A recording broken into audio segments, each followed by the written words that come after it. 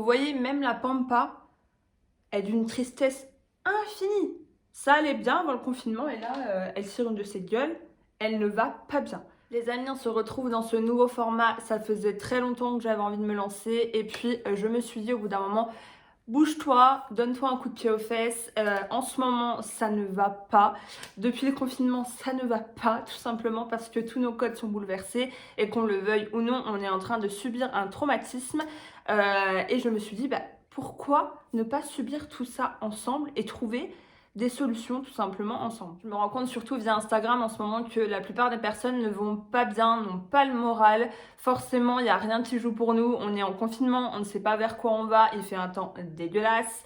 Enfin, concrètement, il n'y a pas grand-chose pour nous donner la pêche en ce moment, mais c'est pas grave. Il faut l'accepter et se dire qu'il y a des solutions à ça. De mon côté, ce confinement, pour être honnête, je le vis un peu de deux façons. D'une première façon assez cauchemardesque et très brutale, tout simplement parce que, comme je vous le disais, les codes sont complètement bafoués. On ne sait plus comment faire. Moi, je sais que je suis vachement régie de base par le travail, par le fait d'avoir un horaire fixe, d'avoir voilà, une to-do list des choses à faire. Et forcément, quand on nous enlève ça du jour au lendemain, on est complètement traumatisé et choqué, même si on ne s'en rend pas forcément compte sur le coup. Et puis, s'il ne faut jamais voir le verre à moitié vide, en deuxième point, je dirais aussi que ce confinement a eu un effet plus que bénéfique de remise en question et surtout d'apprendre réellement à se connaître et à savoir ce qu'on aime et ce qu'on n'aime pas. Voilà, tout simplement, moi de mon côté, je me suis rendu compte et pourtant je ne m'en rendais pas compte avant que ce qui me rendait vraiment heureuse, en fait, c'était d'aider les personnes. Et pourtant, Dieu sait que c'est pas du tout quelque chose vers lequel je me serais tournée avant, mais ça m'a permis de voir en discutant avec des personnes qu'au final, je pouvais peut-être, de manière très humble, aider et partager un petit peu, en fait, mon maigre récit de vie, si je peux dire ça comme ça, mais pour aider tout simplement les personnes à aller mieux et apporter juste un peu de spontanéité et de vrai dans tout ça. Mais comment dire que dans la mare des personnes sur les réseaux sociaux, sur YouTube, etc., je ne suis qu'une infime part de tout ça et ça faisait un moment que je réfléchissais à ouvrir une chaîne, à faire des choses et en fait il y avait ce terme qui revenait toujours en fait dans ma tête, c'était le mot légitime, tout simplement parce que je ne me qualifie pas de légitime. Et en fait je me suis dit au bout d'un moment, il faut arrêter de te mettre des barrières. Si tu penses que ça peut aider, si tu penses que tu en ressens le besoin, eh bien au bout d'un moment, pourquoi réfléchir? On n'a qu'une vie, il faut en profiter, c'est mon tempérament en plus. Je suis assez réfléchie, mais par contre quand j'ai envie d'un truc, je le fais. Mais c'est vrai que ça, c'était une idée que j'avais en tête depuis un long moment et je me suis dit, mais c'est un peu ridicule d'un côté parce que les réseaux sociaux, c'est pas censé non plus être un journal intime. Mais bon, on est quand même dans une ère maintenant où clairement c'est quand même un petit peu ça.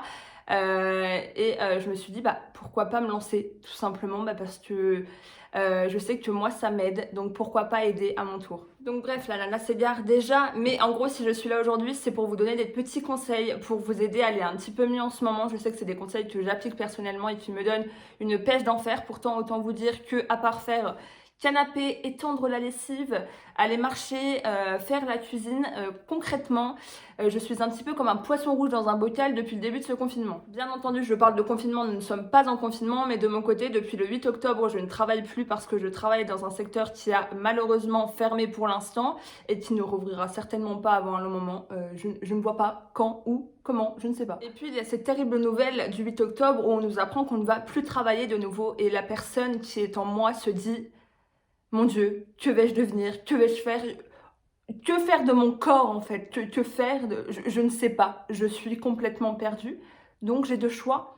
Je bascule ou alors je me relève et je fais des choses. De mon côté, le premier conseil que je peux vraiment vous recommander, c'est de vous lever le matin en musique, vous mettre la playlist en mode pump it up. Je me lève le matin et c'est parti. Je vous jure, ça fait un bien fou de se lever en musique, d'être motivé. Même si on n'a pas grand chose à faire de la journée, et je vous jure, moi je mets ma musique, je mets mon enceinte et je danse comme si personne ne me regardait, je m'en fous. Je n'ai pas honte de le dire, mais j'ai besoin en fait de ça. Déjà, ça me permet de me dépenser un petit peu et en plus, ça me donne une patate, un mood, je vous jure que ça fait tellement du bien. Personnellement, je trouve énormément de réconfort de toute façon dans la musique de manière générale, mais vraiment le matin, ça met vraiment de bons pieds, même si tu sais que la journée va être merdique, même s'il y a des choses que tu dois faire et que tu n'as pas envie de faire, tu te dis je me laisse 30 minutes le matin, je déjeune et je mets ma musique et vous m'en direz des nouvelles, mais je vous jure que ça donne le feu, ça met le feu et ça on aime. Conseil numéro 2, désolé si parmi vous il y a des personnes qui sont très attachées au fait de manger très correctement. De mon côté, ce qui me donne du baume au cœur, c'est de manger ce qui me fait envie et ce qui me fait plaisir. Ce terme de plaisir, il est complètement maintenant bafoué au niveau de la nourriture parce qu'on mélange tout, on mélange plaisir fois 1 milliard, donc du coup on est dans l'excès, ou alors il faut faire attention à tout pour pas trop se faire plaisir. Ben non, en fait il y a une balance, c'est comme dans tout, il faut savoir se faire plaisir. Et oui, on va pas se cacher, un bon plat, c'est quand même réconfortant, ça donne du baume au cœur et en ce moment, on en a besoin. Conseil numéro 3, trouvez une activité qui vous permet tout simplement d'évacuer. Il peut y avoir plein de choses, ça peut être la marche, ça peut être du sport, tout simplement apprendre à jouer d'un instrument de musique. Concentrer en fait votre énergie dans quelque chose qui va vous apporter du plaisir, lire, cuisiner. Mais vraiment vous mettre à 100% dans cette activité. On a un vrai problème en ce moment dans notre société, c'est qu'en fait on fait 600 choses en même temps. Donc en fait, on n'apprécie ni l'activité numéro A ni l'activité numéro B, tout simplement parce qu'à force de conjuguer les deux, en fait, on n'est pas investi à 100% dans l'une de ces activités et on se perd. Donnez-vous comme objectif, voilà, d'apprendre, voilà, à jouer un instrument de musique, un objectif peut-être de marche, des choses que vous n'avez pas le temps de faire habituellement, des choses qui vous ont toujours plu mais que vous avez toujours repoussé à plus tard, et de vous dire pendant 1 ou 2 heures par jour, je consacre de l'énergie à cette activité et vous allez voir que ça va vous faire un bien fou. Conseil numéro 4, accepter que l'on ne va pas bien. C'est tout simplement une des choses, je pense, les plus dures à faire parce qu'en fait, c'est comme une preuve de faiblesse de dire qu'on ne va pas bien. Mais en fait, ce n'est pas grave, c'est tout à fait normal et c'est tout à fait sain. Donc, il faut évacuer, en parler à une amie, à un proche, à votre conjoint, à votre compagne. Si vous en ressentez le besoin, écrire sur les réseaux sociaux, tenir un journal de bord, un carnet ou quoi que ce soit, faire des vidéos, juste simplement extérioriser le fait que vous avez des émotions, qu'elles ne sont pas forcément toujours très positives, mais qu'il n'y a rien de grave à ça. Et tout simplement, il faut les accepter pour pouvoir passer au-delà. Conseil numéro 5. Alors évidemment, cette vidéo va être plus axée sur les personnes qui malheureusement n'ont pas d'activité en ce moment, mais quand vous vous levez le matin, sortez de ce jogging gris que vous avez depuis 5 jours sur vous. Je ne juge pas, mais sortez de ce jogging. Mettez une belle robe, mettez du maquillage, coiffez-vous, faites-vous du bien. Je vous jure, votre corps et surtout votre mental vous le rendra. Tout simplement parce que la perception et l'image que vous avez de vous va être un petit peu améliorée en prenant soin de vous. Et je vous jure que c'est un cercle vertueux. De toute façon, il n'y a pas de 50 solutions. Good mood égale good thing, quoi. Bonne chose, tu vois ce que je veux dire? Alors que bad mood, mauvaise chose, tout simplement. Karma. Vous voyez ce que je veux dire? Donc, sortez de votre lit, habillez-vous, prenez une douche et enlevez le jogging. Conseil numéro 6. Arrêtez de vous identifier à tout ce qu'on voit sur les réseaux sociaux. Arrêtez de vous identifier à cette belle, grande et blonde personne qui fait 3 heures de sport par jour, qui mange très sainement et qui va très bien dans sa tête, dans son corps. J'aime la vie, j'aime tout. Mais ce n'est que le reflet d'une personne, tout simplement. On ne sait absolument pas ce qui se passe derrière les réseaux.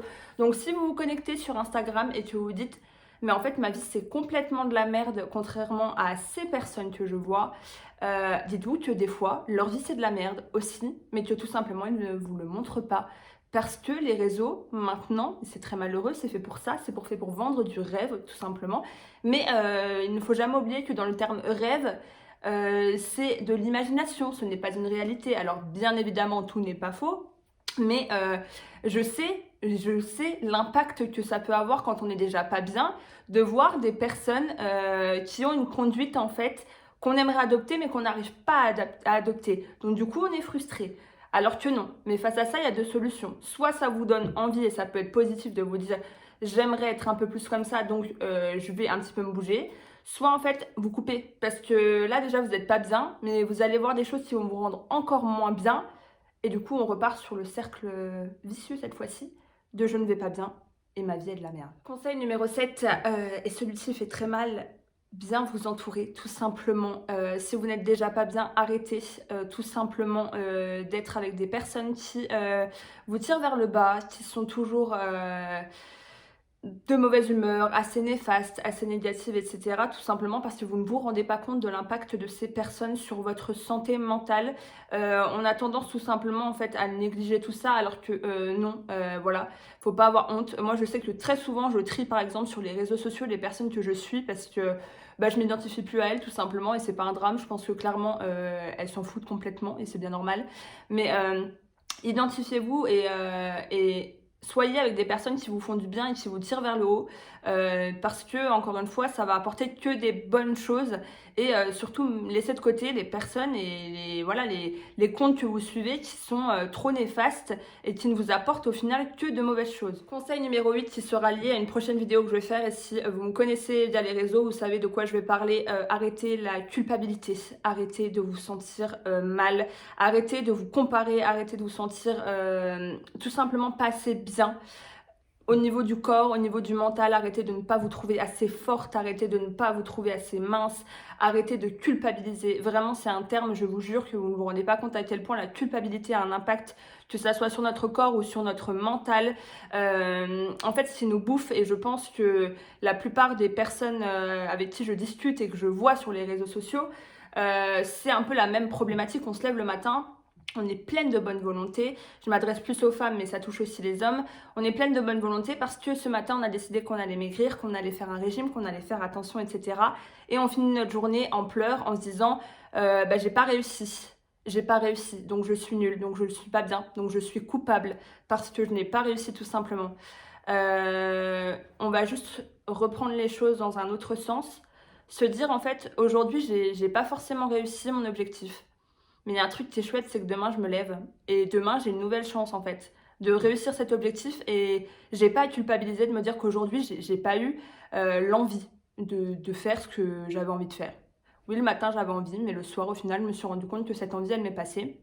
Et tout simplement, vous la connaissez cette petite boule au ventre quand vous couchez, de vous dire ah, j'ai trop mangé. Oh, non, je voulais aller faire du sport, j'ai pas eu envie. Non, franchement, c'est juste pas possible. Et en plus de ça, qu'est-ce que vous allez faire? Vous allez sur Instagram et vous allez voir qui est sur Instagram la nénette blonde de tout à l'heure qui revient en mode aujourd'hui, j'ai mangé 3 pommes et je suis bien dans mon corps. Alors que toi, t'as mangé 12 beignets. Mais bon, ce n'est pas grave. Et cette culpabilité, je vous en supplie, prenez-la comme un poids et mettez-la en dehors du lit quand vous allez vous coucher et dites-vous demain, je ferai mieux. Conseil numéro 9, lâcher prise. Le lâcher prise. Tout simplement. Se dire que en soi, on n'est pas obligé d'être régi par des règles, on n'est pas obligé d'être régi par des horaires. On peut aller là où on veut.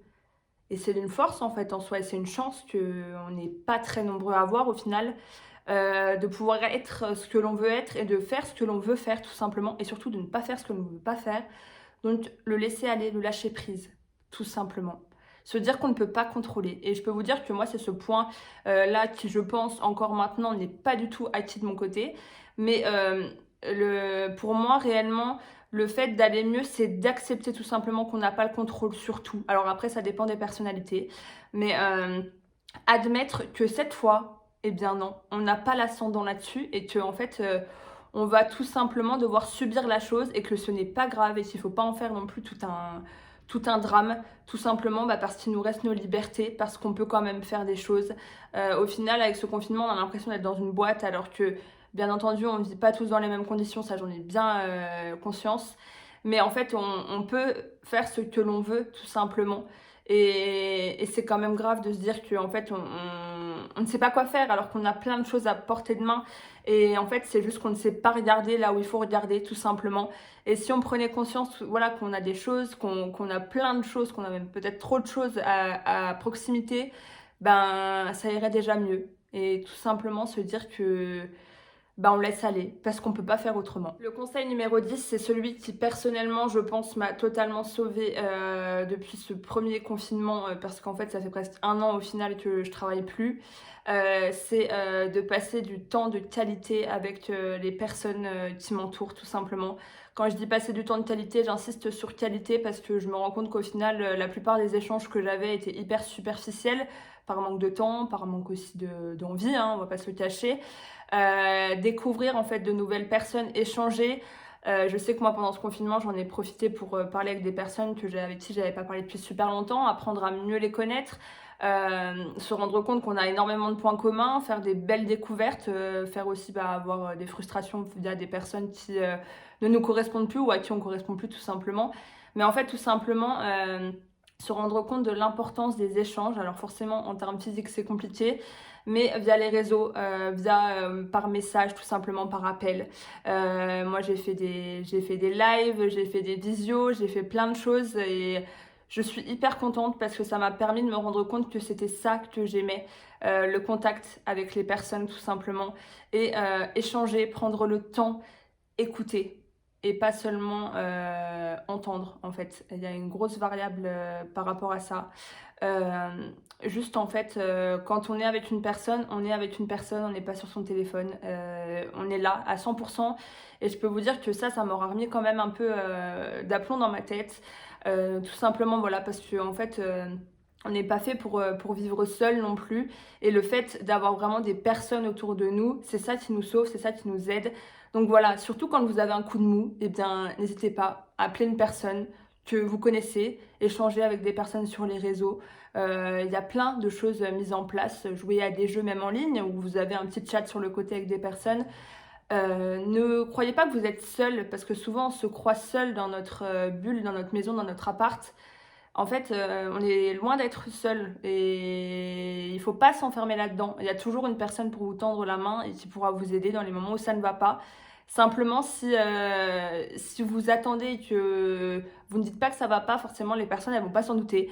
Donc, il faut simplement voilà aller vers l'autre et profiter de ces moments un peu plus calmes pour privilégier des vrais rapports de qualité. Donc cette vidéo touche à sa fin, j'espère en tout cas qu'elle vous aura plu, qu'elle vous aura aidé. Gardez le moral, vraiment. Je sais que souvent on cherche des réponses dans ces vidéos, mais je ne vous apprends rien de plus et toutes les personnes en fait sur cette plateforme ne vous apprendront rien de plus. Tout simplement parce que vous avez les clés en main et vous êtes les seules personnes qui pouvaient vous remonter le moral, vous êtes les seules personnes qui pouvaient agir, donc croyez en vous et je vous assure que ça ira mieux par la suite. Le positif attire le positif, je ne le répéterai jamais assez, mais je vous jure que c'est une réalité. Donc voilà, en attendant, écoutez, je pense qu'on va se retrouver assez régulièrement et prenez bien soin de vous, je reste disponible sur Instagram de toute façon si vous avez des questions, etc. Encore une fois de manière très humble, mais ça me fait toujours plaisir de discuter avec vous. Donc voilà, prenez bien soin de vous et à bientôt!